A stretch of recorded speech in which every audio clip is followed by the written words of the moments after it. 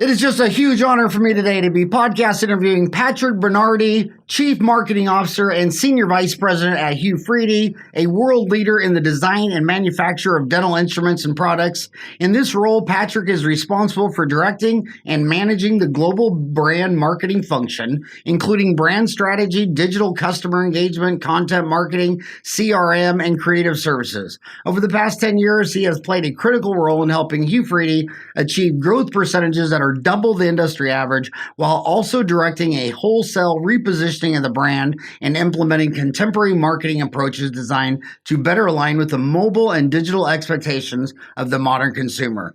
Patrick has held executive leadership roles for the last 2 decades with companies such as Office Max, Experian, Foresight Technology, Leo Burnett, and Hart Hanks. With vast understanding of the messages and tools needed to create emotional connections with target audiences, Patrick is an agile, leading-edge brand strategist who keenly comprehends the key to success in today's competitive global landscape. Thank you so much for coming on the show today. You guys, thanks for reading all that, Howard. Oh my God, how old is Hu-Friedy? What year did it start?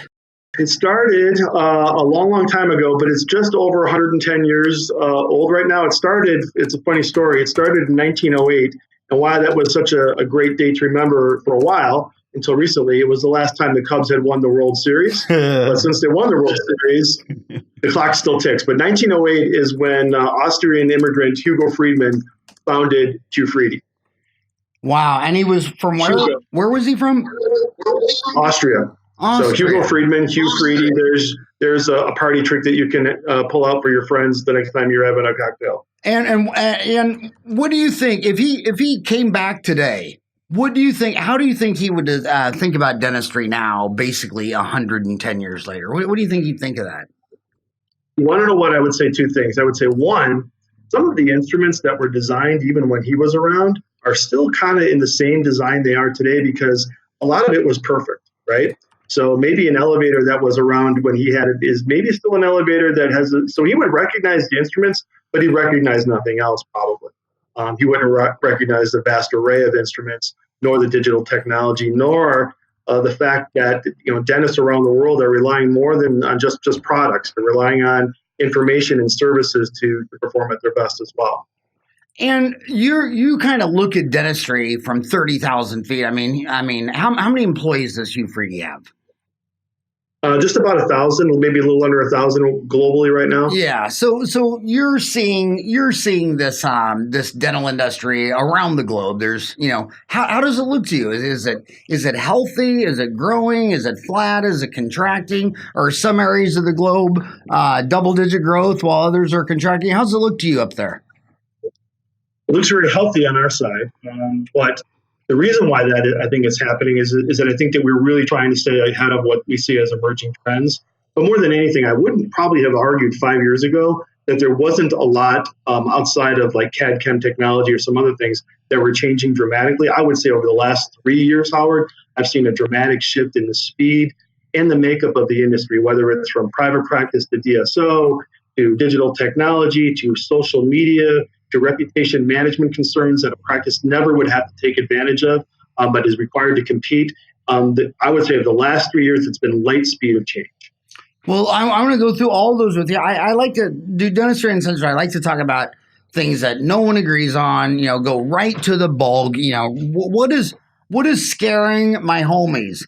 And you mentioned social media. Man, when an infection control breakout happens, I remember 30 years ago, I would talk to some epidemiologists and they'd say, you guys have no idea how many times you're breaching this. And then the detective work of DNA and microbes is taken off, where they're actually tracing it back. There's been some good old boys that it was like a crime scene where, they brought back 15 people from a hospital and said, dude, they all came to your, dental office. How does infection control look to you now? Well, it looks very similar to a lot of what it's been. So we have this solution called IMS, Howard, called Instrument Management Systems. We've had it for a long time. It's really a cassette-based management system for sterilization from dirty to clean instruments, but it's more than that. It is a system. There's complementary consumables. It's a way to do it right. And, we have an amazingly high market share in that category. The problem that we have with that is not so much market share, it's adoption. And so why do we have an adoption problem? And this is what makes marketing or speaking about infection control tricky, because it's not everybody's topic. And you never, as a manufacturer or any marketer, want to tell any of your customers that they might be doing it wrong or there's a better way. So you have to very delicately engage the conversation, knowing that, especially recently, there's been breaches all over the place, but that one breach in Oklahoma that everybody remembers is kind of infamous. But invariably, here's what we found. And this is what prompted us to start scratching our heads for a solution. The papers write an article or there's an interview or something, and invariably the doctor or the staff say, we just didn't know. We just didn't know certain things about what was right or wrong. And as I think you probably understand, there's no malice aforethought in the dental community. Everyone's trying to do their best job to do the gig. And there's a passion. That's why they do it. But it's hard to stay up on every single thing. It's hard to do training. It's hard to develop a cohesive team. So one of the things we started to think about is if that's an unmet need about not knowing, then let's solve it by helping them to know, making it easy to know the CDC guidelines, state regulations. They change every day. And giving them easy access to the information. They're business people and practitioners. That's their passion. They shouldn't be librarians and be having to know all of that. So that's where we came in with this GreenLight solution we're going to talk about today. Well, one of the big reasons I brought you on the show is my buddy Jared Johnson, who's an American board certified pediatric dentist in Iowa. He started a thread about your. He said, I've been looking to update my infection control manual, but Hu-Friedy was a savior. Recently, I subscribed to their Greenlight program and filled out the information. Huge bonus to my practice. But anyway, so tell me, why is my buddy Jared loving your Greenlight program? I assume it's made out of corn. It's because it's a lot about what we said.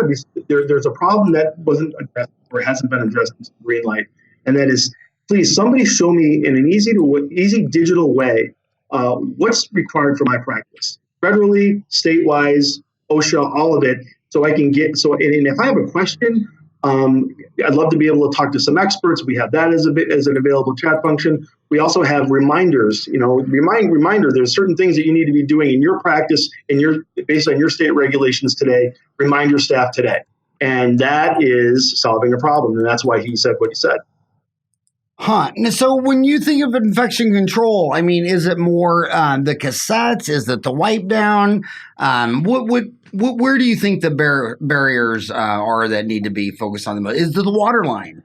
I'm embarrassed to say this, and I think it's been so many years. Maybe I won't get sued for it, but I'm out here in Arizona where, it's 110 for half a year and 70 to 80 the other half a year. And I was having bizarre swelling and infection. And finally, this old guy said, it's hot in the desert. Have you ever checked out your water lines? Anyway, long story short, I had them all come back, and it was just a nightmare. This is back in 1987, and it was just a nightmare. And I think of these two people that I did a root canal on with the amount of post-operative swelling. It all came together. But do you think it's the water line? Do you think it's the autoclave? Do you think it's the wipe down? Hopefully, it's the dental assistant and not the dentist. I don't think it's any of those. So I'm going to shock people. What I actually think it is higher than that. It's a mindset. So if it's on your mind and it's something that you care about and it's something that you care for your patients and your staff, then that's where it starts. Once you have a mindset that is important, then yeah, the water lines are a completely neglected part of the process.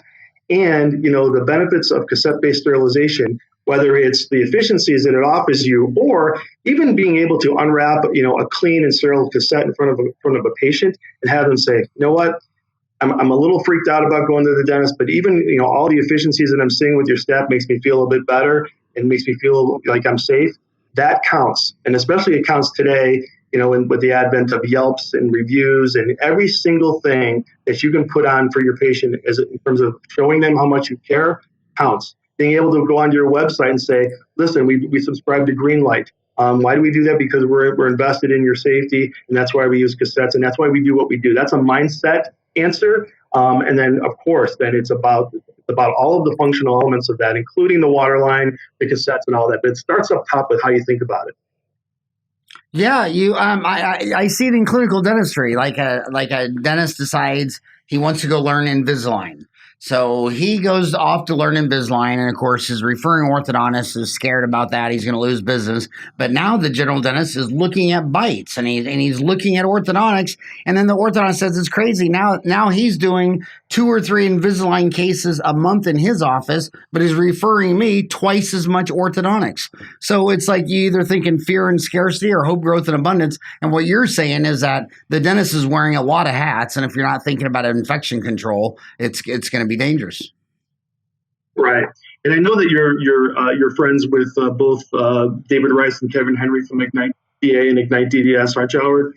Right. We have a partnership with them, and they're both amazing guys. But they also, and we've worked with her before, but we've got, I consider her like the best in the business at this, Tia Hunter, who's writing a monthly GreenLight journal for us about what's happening with her practices as she's implementing GreenLight.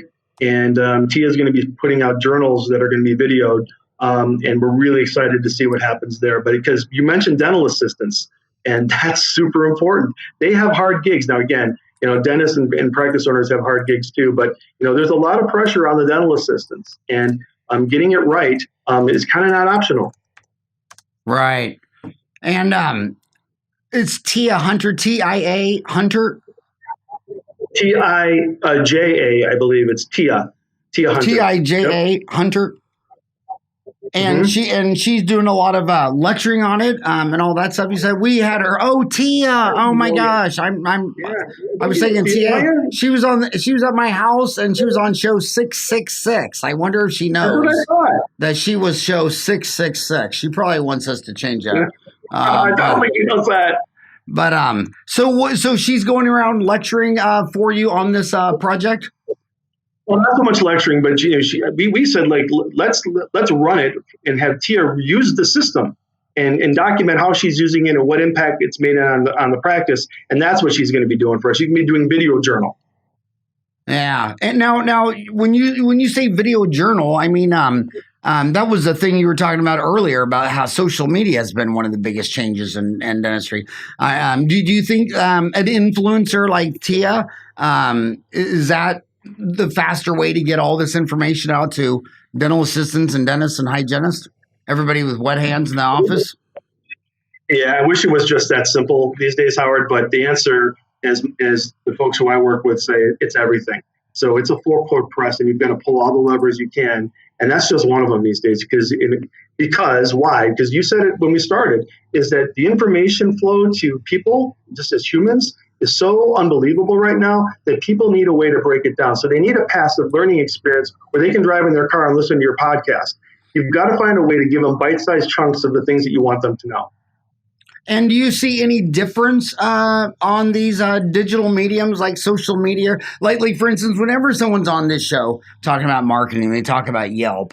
I'm always sitting back there thinking, okay, I had 4 kids. Now they're 5 grandkids. I'm 56 years old. I've never seen anyone use Yelp in my entire life. Now, maybe if I was 30 and lived in Manhattan when you look at dentistry, is social media, influencers and all that kind of stuff like that, is that normal across the whole spectrum, or is it mostly the young kids, or what does it look like to you? Well, I think it's taken a while to get to dentistry, but I think it's come without a doubt. So if you just go into any practice these days, Howard, and you look at their website, there are invariably there are social media link buttons on the bottom of their screen. That maybe that's a new phenomenon. 5 years ago, not everybody had those buttons. You have to have them today because the world is connected. Hey, I just moved to Seattle. My cousin Jimmy's hey Jimmy, do you know a good dentist? I'm here with my family. We just moved. That's how it happens. Word of mouth happens that quick, or you'll post something to your Facebook friends and say, "Does anybody have a whatever it is, including dentistry?" So I noticed that Hu-Friedy on their website, if you go to Hu, what do you call that? Hu-Friedy? Yeah, Hu-Friedy.com. And remember, it's I before E. So Hu, FRIEDY.com /community. You guys have started a community on your website. Is that part of your strategy? Absolutely. And so Again, over 110 plus years, a lot has happened. And while we're amazingly proud of the heritage or quality of our instruments, for sure, what we know now, especially over the last 10 years, is that that's not enough. And so if we're all about helping the best perform, instrumentation and quality is just the ticket to the game. You've got to give them a chance to connect as humans and clinicians. And so we, I think in 2007, launched a Friends of Hu-Friedy online community for hygienists. It's now 50,000 strong.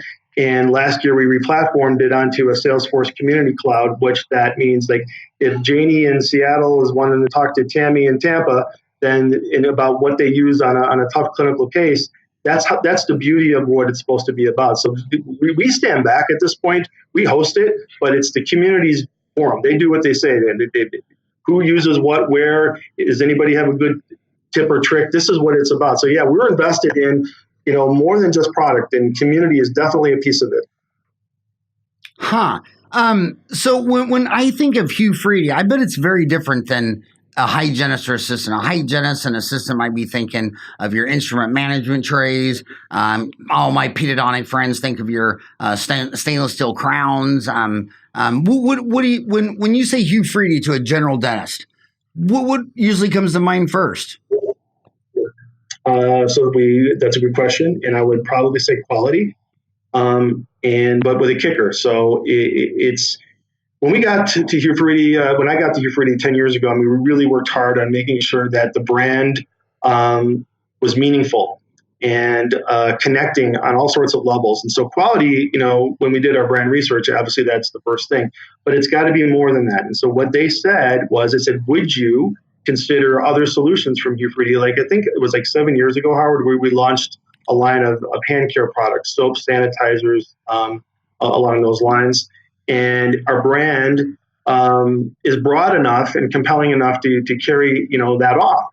And so that is what I guess it would be. It starts with quality, but I think it's probably more than that. And that's why I think as hokey as it might sound about it's about our tagline. So how the best perform, that's what we're invested in. And so whatever it is that is the performance based of the clinician, and of course it could be products, but again, increasingly it's more than that. It's customer service, it's service offerings, it's customer experiences. That is the human part of dental. And that's why those brands who continue to understand that it's about the human connection with the dentist, the hygienist, the clinician, those are the brands that are going to stick around and be relevant. So if you were on Shark Tank right now, the smartest guy on Shark Tank is obviously the bald guy, Mr. Wonderful. It's always the bald guy. The first thing he'd ask is, who's your competitor in this space? Is it different for each product line? I mean, do you have like one major competitor, or is there like, depending on the product, you have all these different competitors? A very different competitive set, and not just in North America, but the whole competitive set changes dramatically when you're not in North America. And so then it becomes very regionalized.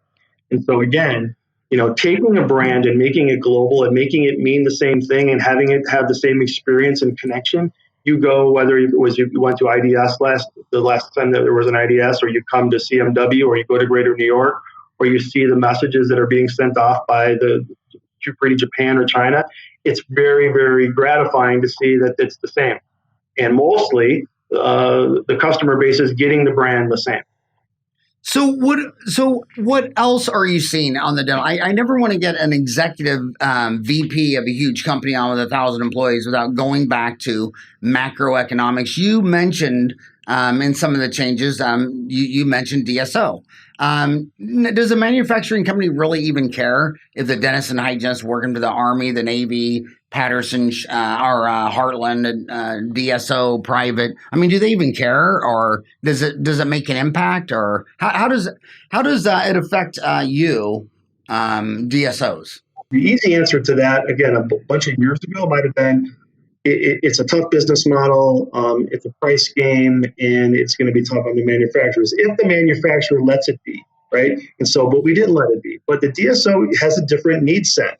And so again, it's a mindset from the manufacturer of being able to walk up to it and say, what am I not seeing here in terms of the value add? So I'll give you a quick story. We talked about the IMS cassette and its role in sterilization and safety. And so recently, Pacific Dental did a trial as they were looking to, they had somewhat of an issue with sharps injuries with their staff. And we gave them multiple different trials of cassettes, and it made a dramatic difference in the number of sharps injuries. And so now we're on to something. We solved a problem for a DSO. It had nothing to do with price. It did, because there's money there in terms of things that are impactful to their bottom line. But more than that, what they learned was that it was more efficient. Certainly it helped with sharps injuries, but it was a business solution that we came up with that is a compelling reason why. And DSOs are about repeatability, consistency, and risk mitigation. And the IMS cassette system does absolutely that. Well, you say those three things. DSOs are about what? Are about? I would say that they're about consistency, repeatability, efficiency, and, of course, risk mitigation. And so you want to make sure as much as possible, if you're a DSO, that everybody's doing it the same way. Consistency, repeatability, what else? Efficiency and risk mitigation. That is well put. Well, I just want to tell you my side of the story on that, how it affects manufacturers is I think dentists don't like to talk about what's the worst problem in the room. They like to talk about what makes them happy, not what makes them stressful. And employee turnover is a nightmare for your patients. The number one complaint I get from anybody, well, I went there and I really loved the hygienist and then she's gone. And then I'm like, okay. And that guy where she left is like one of my alcoholic drinking friends. And I'm like, do you know why she left?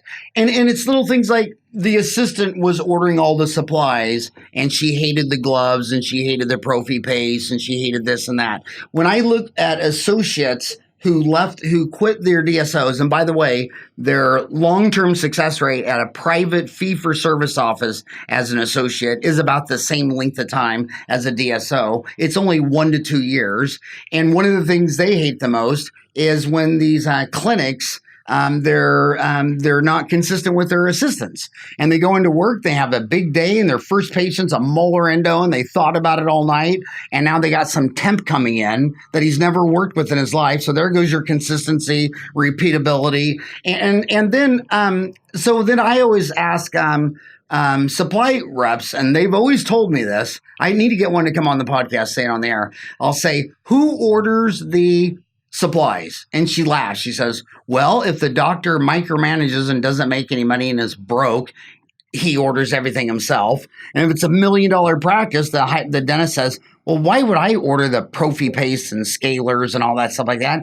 I got 3 hygienists doing all that. I wouldn't want her telling me what endo file I should use. So I want to ask you, just point out blank, who is ordering the supplies in America?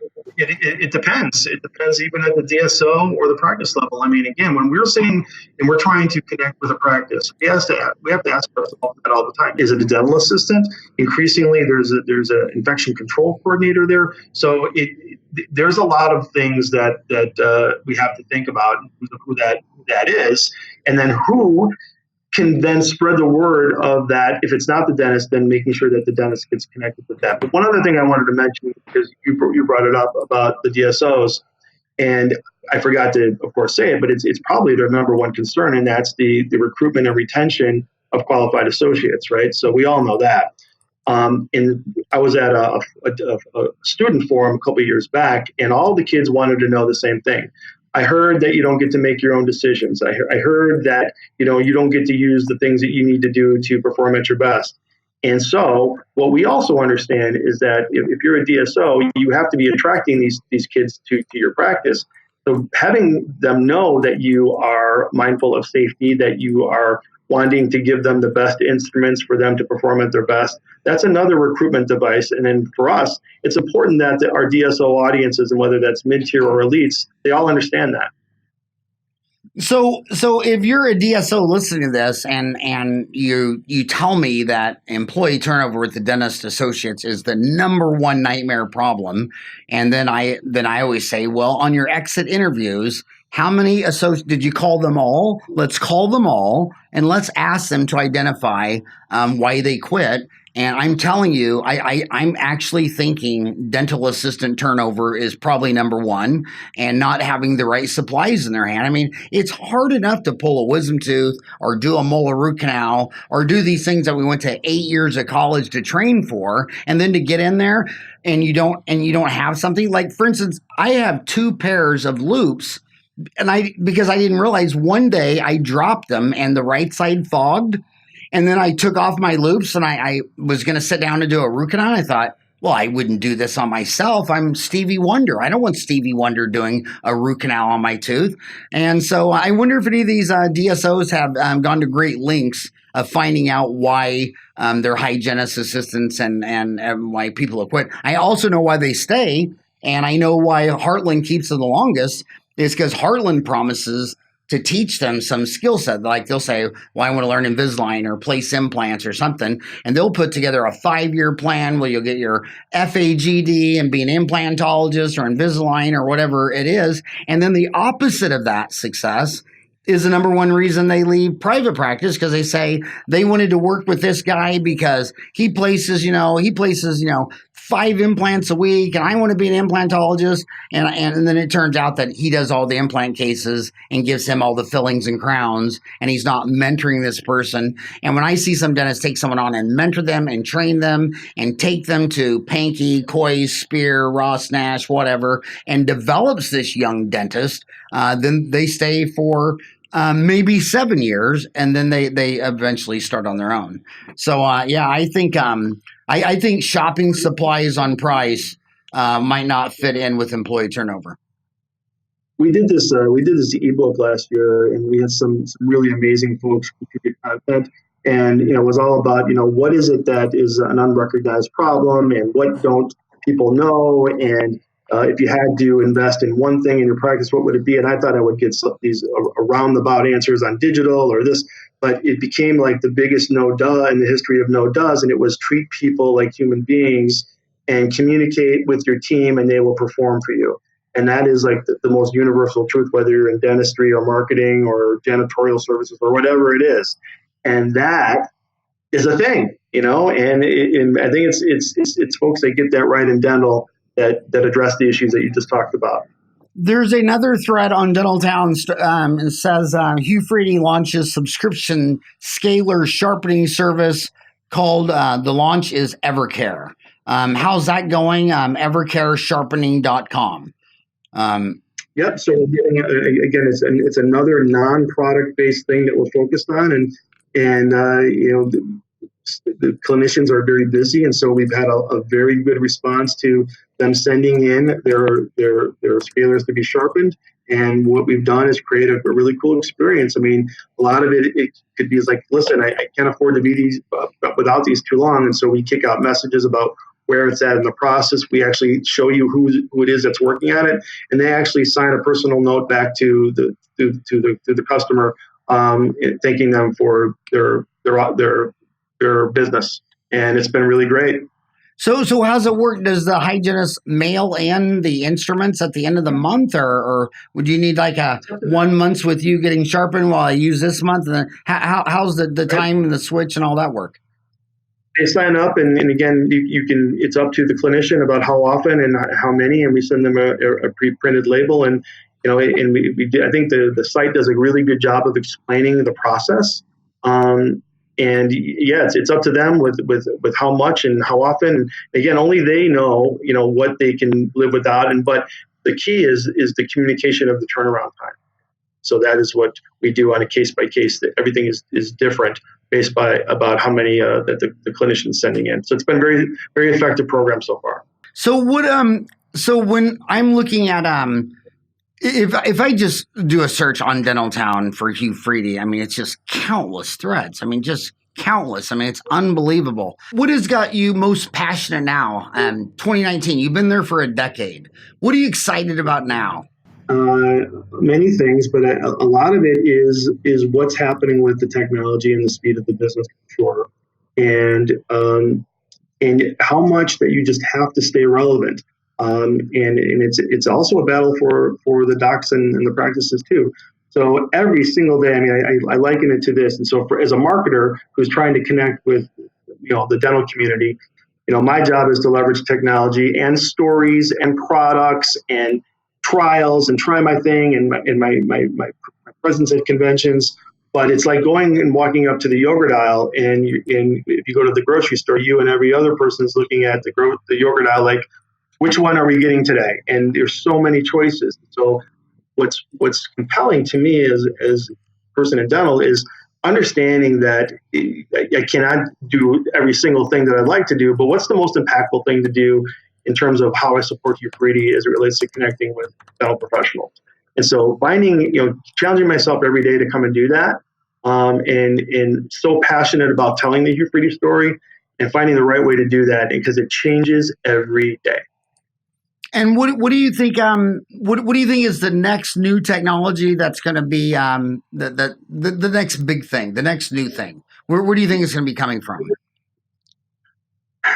So again, there's many things that have happened digitally over the years. I think that, again, this is a low tech answer. It's going to be something that's innovating, something that has been a long-standing thing. I think I think my CEO gets concerned that at some point someone's going to invent a pill and then it'll all be over, but that hasn't happened yet. And so it continues to be something that can be better that exists today. Again, you mentioned our sharpening program. That's a better experience. The GreenLight Dental Compliance Center. That's a better experience. And so it might not be some whiz-bang, ultra digital cool thing that costs $1 million that you put in your practice. It might be a series of small things that make the clinician and doctor's lives better. And I know for sure that we're invested in a lot of that. So I always thought it was bizarre how obsessed dentists are with supplies, because when I got out of school in '87, I just billed, Delta of Arizona for a crown. They just asked me what my fees were, and they told me what percent they'd pay is 50% for crowns, dentures, partials. I bill $1,000. They pay $500. Root canals, fillings, 80%. Cleaning exams, X-rays, 100%. And then they switched that. They started sending me the price. Well, the difference there between me sending you my fee guide versus now your new PPO is a 42% reduction nationally on average. So the number one overhead in 1987 didn't exist, and now it's 42%. Next would be labor, 20 to 28. Associates are getting paid 25 to 30. Lab bills, 8 to 10%. And when people start talking about supplies, I'm like, dude, supplies is 4 to 6%. I mean, it seems like, what if you had high overhead and your best idea was to put a lockbox over the thermostat so the employees don't, that's just not your cost. Like this dentist asking today, I'm looking to buy new hygiene instruments. My first question is, how long do hygiene instruments last? Should I plan on them lasting 2 years, 3 years, 5 years? And I thought to myself, of all the problems in the world in your office, wanting to know how long a damn scaler lasts would not be on my first 1,000 thoughts. But how would you answer her? Well, I would tell them to tune into your show. First of all, your podcast. First of all, Howard, how many people have you had on your show that were hygiene coaches and embed themselves into practices to show them how hygiene should be a profitable part of their practice? Many people have been on your show that had that competency, right? So again, if that is a service that your practice provides, that's where I would say get it right. What don't you know about, how to build a profitable hygiene department? That's where I would go. Yeah, and I also think one of the law of unintended consequence, I had no idea on August 9th of 1990 when I gave my first lecture in Manhattan. I was so excited to see New York for the first time. I had no idea that 3 decades later, I would have lectured in 50 countries. And it's so amazing how when you go to so many countries, they have no concept of insurance. And I don't think they ever will, especially the Chinese, because the Chinese dentists and China and U.S. both have about the same number of general dentists, even though they have 5 times as many people. And they would just tell me that. I remember the president of the China Dental Association tell me, well, if you don't brush your teeth and you don't floss and you drink Coca-Cola, That's not your employer's problem. That's not your government's problem. And anybody who helps pay for your treatment is doing a moral hazard. They're subsidizing bad habits. And I guarantee you, the last country on earth that will ever have will be Delta Dental of China, because they just don't they believe in personal deal. So that's another problem with these dentists. Every time they're complaining about DSOs and PPOs, I'm like, okay, well, you do know that half of America doesn't have dental insurance, right?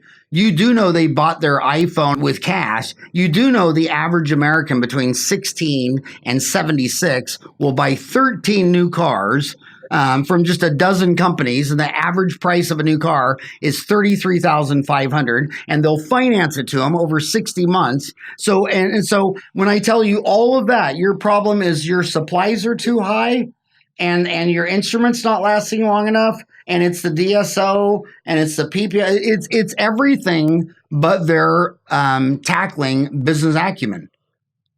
Right, and again, all those other issues you mentioned are all relevant business issues, no doubt. But, again, I think we're all infatuated with this word why these days. What's your why? I mean, why you? Again, for Hu-Friedy, why? There's other options out there. Why Hu-Friedy? So you've got to stand and fight for why you are the choice. And that is, again, I say it all the time, that is also a mindset. I'm going to compete for what's mine. I'm going to show you why that you should come to my practice. That's it. So I want to go back to your community, because I put my heart and soul in the dental town community back in 1999. I'm a big believer. By the way, for you young kids, you millennials that weren't even born yet, when the internet came out, let's see, we're going to test Patrick, see how old he is.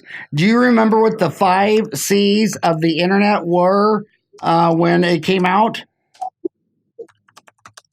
I'm a marketer, so I know about the 4 P's. I don't know about the 5 C's, Howard. Have some knowledge on me. Well, it was all Amazon talking about commerce, and then there were people talking about content, like your blogs. I loved your Hu-Friedy blogs. And then there was connectivity, so that it could tie all your devices together. So that's commerce. Then commercials for people buying ads on the internet.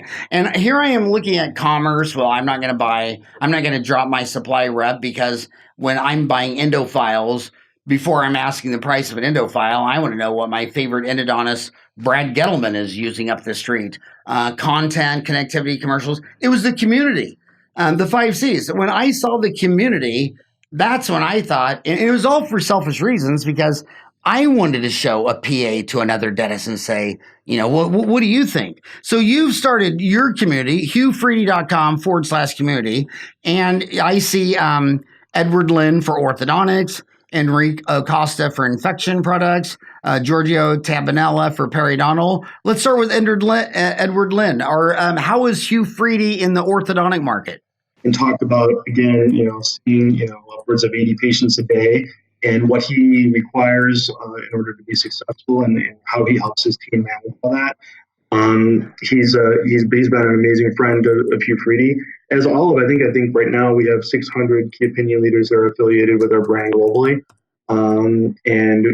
We treasure all of them. They're an important part of what we do.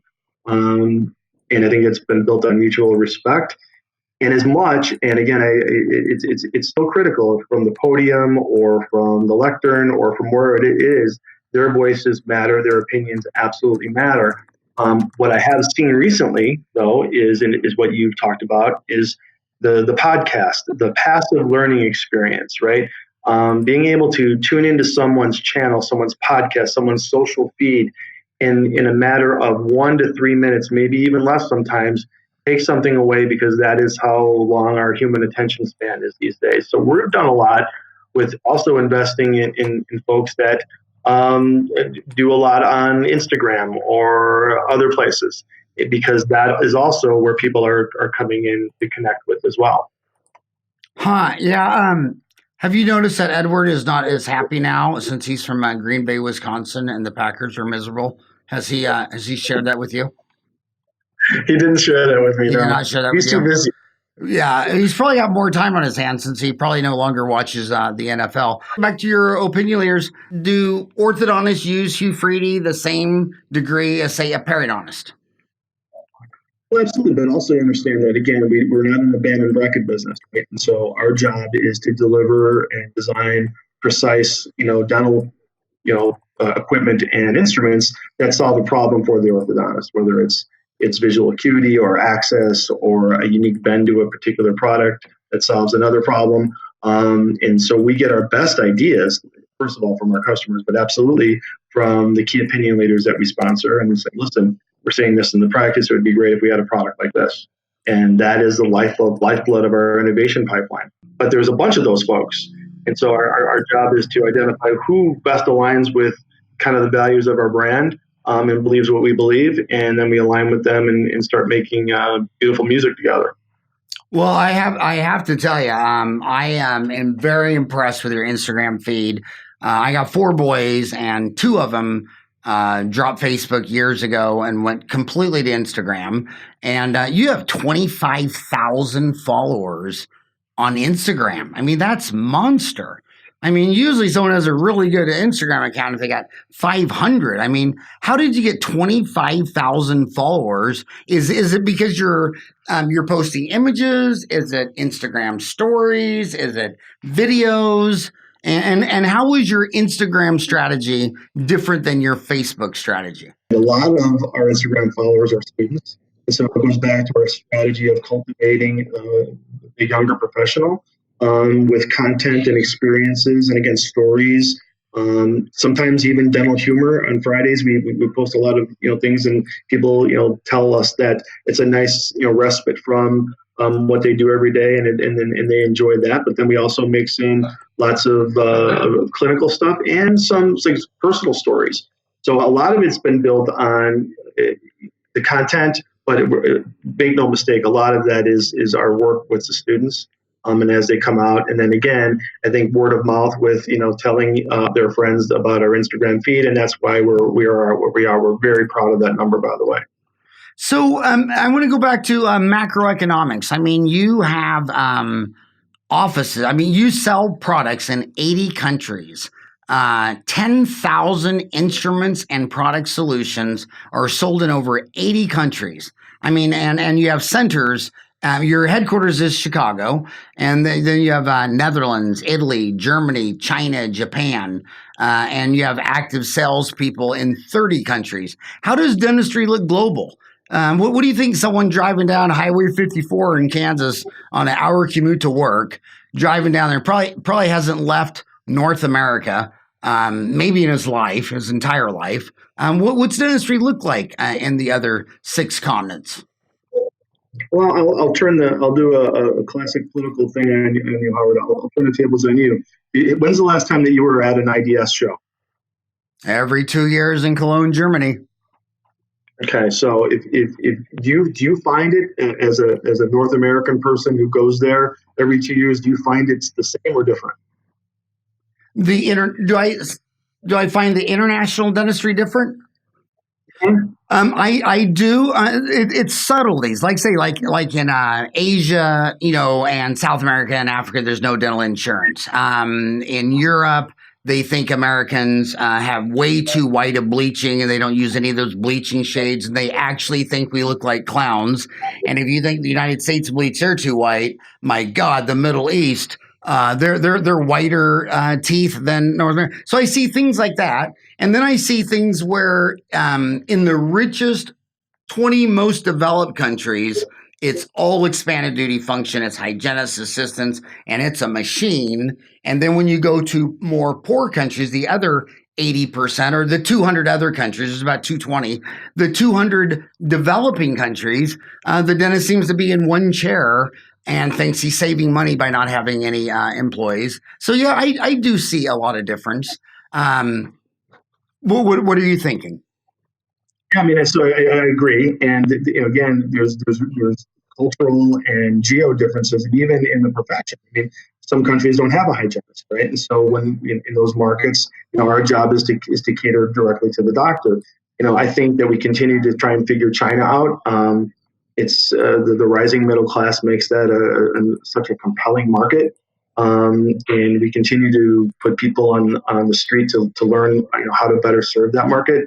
Japan has been a fascinating experiment with us, and we're invested tremendously in the Asia Pac whole market. In Australia, we learn things too. And so, again, back to your doctor driving down the street. I think that at some point the doctor would pass by something and say that looks familiar, and then something that would say that looks entirely like nothing I've ever seen before. So again, but part of the distributors and the manufacturers and all the people who do what we do, that's the challenge. Is you got to find what works in your market. I mean, for example, when we start to put marketing campaigns together, and we'll send them off to Europe, or they'll kick them, or we'll share them, right? Even the literal translations of words mean something different. Certain words that we would use here, they would never use in Japan because they're boastful. And so all of the cultural nuances that exist, you have to count on your people there to lens Hu-Friedy the way the market is going to accept it best. And that has been a fascinating journey over the last 10 years for sure. I forgot one of my biggest nightmares when I started lecturing international in China and everything. This young guy was looking up to me and listening to me, and he went out and did all this advertising stuff I was talking about, and he almost lost his dental license. And that happened in Hong Kong and Romania. And I wasn't even thinking that what I'm doing in Arizona could be illegal in other countries. China, I love China, but it's just amazing how the Chinese biggest problem in all of dentistry is that for 5,000 years they've been eating all this healthy food and vegetables and chicken and just fantastic eaters. And then they develop this middle class and grandma. And so you have this one child, he's got a mom and dad. Each parent has a mom and dad. So you have 6 adults that want to do something nice for the kid. So the first thing they think of is a treat. And they bring him a Hershey's chocolate bar, a Coca-Cola, a Reese's peanut butter cup. And then they're in the dental office. I stood in one all day in Shenzhen. And the moms want to know what all these black things are on the teeth. This kid needs like 8 pulpotomy chrome steel crowns. And his mom and dad and grandparents have never had a cavity.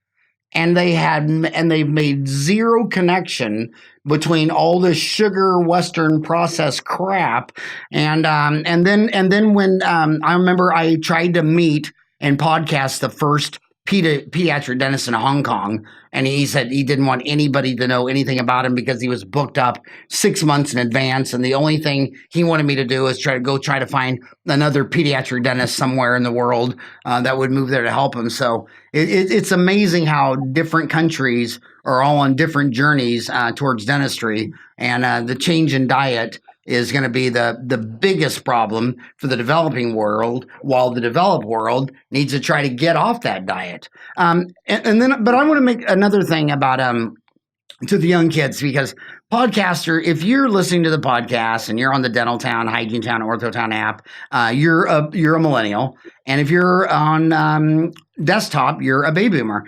And a lot of us old guys like me at 56. We trashed our necks and our hands because we weren't using loops. We weren't doing the right posture. And I loved it when you guys came out and you really understood that you needed to thicken up the instrument. I mean, those instruments were the diameter of a pencil in 87. And so how was ergonomics? Is that, I think you guys have been leading the way and taking it real serious. The bigger the circumference of that instrument, the less pressure I have to put on it to hold it. Do you see that as a big thing changing? No, Howard. I mean, that is one of our calling cards. The amount of R&D that we do on that, just that topic alone would just blow your mind. We respect the heritage of the clinician and how hard they work and what their body goes through. So we're always looking at grips and grip stock and working ends and finger position, and of course handle size. For sure, that's a big thing for us. Handle size. And I also thought it was very interesting. I didn't realize how much people were talking about it, but just simple innovations, like when you came out with that double-sided mirror. Do you remember that? And talk about that. Again, it's just the mother of invention, right? Why wouldn't you do that, right? It makes all the sense in the world. And so that was something that we actually heard from our community as a desire. We're like, yeah, well, that's right. We should be going to do that. Or Again, I'm going to date myself a little bit, but even in the power scaling universe, there's the swivel. How you instead of having to wrap the cord around your arm, you could just swivel the end, and that would get you access to what you need to do clinically. And so it's, again, you talked about what's the next giant thing. It continues to be these little things that might be the difference, right? Yeah, I mean, 99% of diagnostics and oral exam is going to be with that mirror. And why would you not have it on the other side? I want to go back to these little things for the kids. Couple of things that I just think are insane. So you're going to practice from 25 to 65. For 40 years, you're going to sleep 8 hours, work 8 hours, and then the rest of your life, non-dental, is 8 hours.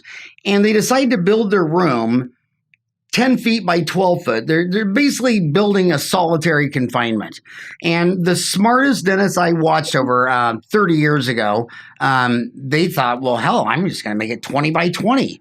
Why should mom have to come in here and trip over a trash can and all this stuff like that? Why isn't there room for just a damn chair, a nice chair? And it was my classmate, Brian Newworth, the smartest guy in our class of 87 at UMKC. And he went on to become an oral surgeon, and he just was going to change his mind. And same thing with the mirrors. You graduate, you go move and work with your mom or dad who's a dentist, and they're using these little 3/4 inch mirrors. There's only a mirror on one side. They can't see anything to begin with. They got readers or blind. Well, I have inch mirrors, 2-inch mirrors. You just want to look at it differently and final impress. Why not stick a different mirror in there? Why not have mirrors on both sides of your mirrors? And if you, just stop and slow down. Everybody is in such a hurry to solve this problem. They're going to learn it one way in school and then do it for 40 years. And the hardest thing to do is just slow down and say, maybe there's a better way to do it.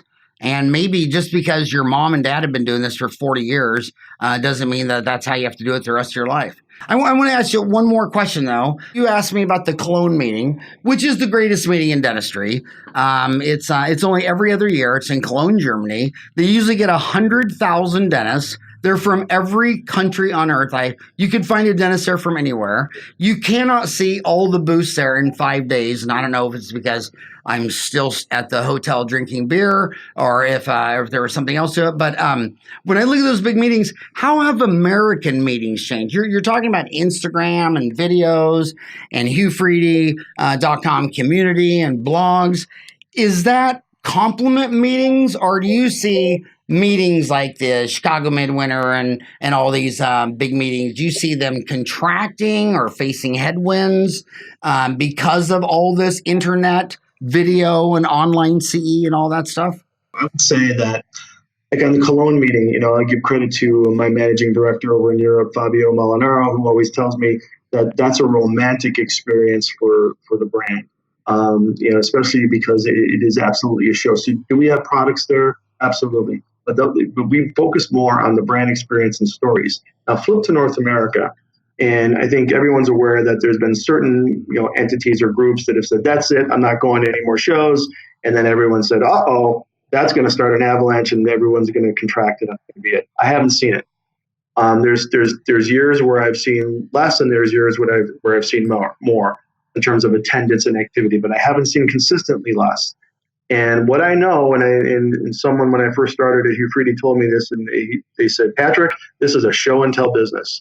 And so when people go to the show, they want to see the thing that you got. They want to feel it in their hand because they're at the show. You can put a video up there all you want, but until I feel the instrument and what it feels like, its weight, its thickness, that's what counts. And that's why people go to those shows. And that's why even if you decide to take all of your grip stock or your inventory, except for the 5 things that never come out, it's going to be those 5 things that at the next show someone's going to want to see. So it's an interesting question, Howard, and I've just not seen it. I've seen different experiences built around the convention. I've seen more digital data collection, journey mapping, but I've not seen less.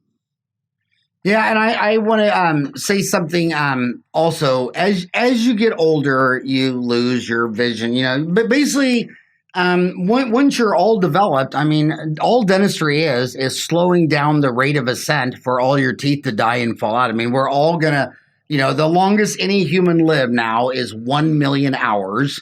And as the providers get older and older, it's just harder to see. And I really like, I'm going to go back to that mirror. It sounds silly, but they're brighter. You say they're 38.5% brighter images than rhodium because the reflection factor, scratch resistant, or whatever. But man, as you get older, you want just a better mirror. You need more light. You need more magnification. And I think that's pretty damn cool that you figured out a better reflector in something as basic as a mirror that's probably been around centuries. Visual acuity is a thing. Got to have it. And so who figured out that that rhodium was a thing? Was that in-house, or how does a company like that figure that out? It's our in-house folks that get up every day and think about what's next, right? And so that's how that innovation happened. Well, I want to end on this one note because I've gotten this question so many times. I can't count how many times. Some hygienist or dentist or assistant, they have a new idea, something they want better, but they're always afraid because that, if they asked you, what do you think about this idea? That it was a good idea, you just take it and run. Some companies say, I don't want to hear about any new ideas because I got to sign a non-disclosure deal. We're both in dentistry. Half the time I have someone sign it. We've been working on it 10 years. It's a lawsuit waiting to happen. So how would you answer that? She's listening to you right now and she says, oh my God, if you think rhodium is a better mirror, I've got the best mirror idea in the world or a product. What would you tell her? How could she have a relationship with Hu-Friedy on that? So again, I appreciate what you said about, again, in the modern world, there's probably more legal entanglements than many of us would like. But I think that if she wanted to pass that to us, that we would find a way to partner, as we have, throughout our 110 years. I mean, this is what we've always done, right? It's just, again, I appreciate your point, though. It's gotten a little bit different, but the spirit of innovation and community, what we talked about, that happens every day in dentistry, and we welcome that level of communication with our customers. And was there any topic that you were hoping I was going to ask you about that I was too dumb to bring up, or anything?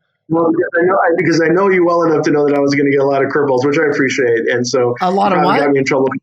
A lot of curveballs from you, which is great. You probably got me in trouble a couple of times, but that's okay because I live by what your podcast is entitled, and that's uncensored. So, but I'll leave you with this thought. Again, I don't want to be the marketing guy, commercial guy, but I'll say is that in terms of uncensored, again, we at Hu-Friedy are really invested in this GreenLight Dental Compliance Center because we feel like there is no reason why a dentist should be getting their picture in the paper or have anything bad happen to them. They should be running their practice, building their teams, doing it the right way. And they need some help. Everyone's got best intentions. They need help. And so we're here to help them with that. And you also have a lot of online self-study education. How many God, you got webinars on air polishing, diagnostic, instrument management systems, orthodontics, perio, restorative, surgical, online. Everything I'm reading, because Dentaltown has online, see. So I'm in Phoenix, where University of Phoenix Online actually started here, and that's what actually gave me the idea. I mean, I saw, it was always in the newspaper. So in 2004, I said, well, let's add online CE to dentistry. But all the research is showing that humans want the courses to be shorter. And when you're in grammar school, they're saying you can only retain information for 7 to 14 minutes an hour.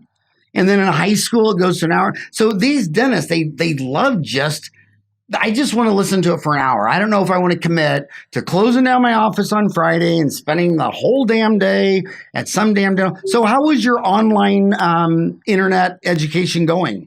We've had 40,000 people cycle through our program over the last number of years, and our highest attended webinars are clearly infection control based. And again, I don't know why that is, but again, maybe that is a topic that in the privacy of wherever you're at, you want to get a better glimpse or a better education on how to do that. I think our top 5 are probably infection control based for our webinar program. Well, I tell you what, my homies are smart. I mean, my 4 boys always told me they love Dad's friends. And I go, yeah, because all of Dad's friends have 8 years of college, and they chose a profession to help other people doing surgery with their hands. And that's why I tell you young docs, stay away from IV sedation. They have anesthesiologists from that, because one bad case and you might some morning wake up, wish you'd never been born. And second to an IV sedation death would be an infection control nightmare. And we've all heard of these cases. I mean, can you imagine getting a letter to find out that Harry, your patient last week, needs a new liver transplant? I mean, this is insane. And it's also revolving so fast, like the gut microbiome. I'll end in one story where everybody kept beating up hospitals saying, why do you have so much infection? Why do you have so much infection? And they were doing everything they can. So finally, this one microbiologist thought, I'm going to start getting the DNA of all my cultures. I want to make sure that it came from someone else. Sure enough, these guys' infections were coming from their own gut microbiome. So they're laying in that bed, scratching themselves, itching themselves. If you have a fingernail, you might scratch your ear, but break the dermis, and now strep's getting in there, and you might reach down and scratch yourself in some other place. But infection control is huge. They're treating it like a crime scene. They're going to get the DNA, and they're actually going to be able to tell you, no, this came from his own gut, but no, this one came from your dental office. And it can be just a catastrophe. But sorry, I went 15 minutes over. Patrick, it's been a pleasure for you to come on. Thank you so much for coming on the show today. And my only parting advice to you in Chicago is move the Chicago Midwinter meeting to when it's above minus 48 degrees. If you had that meeting in April, May, October, November, it would be twice the size. And every time I'd go there and say, why are you having it in February? It's always some 89-year-old dentist says, we've been having it this weekend since 1812. Do you think they'll ever move it to a pleasant month in Chicago?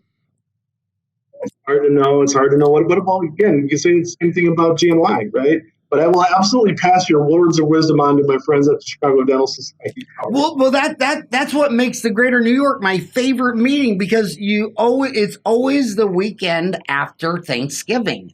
So it's that November. I mean, when you want to walk around Manhattan, it's Thanksgiving. That's why they have the Thanksgiving parade. They would never reschedule that parade till January or February. Oh my God, right. You would die walking down the streets.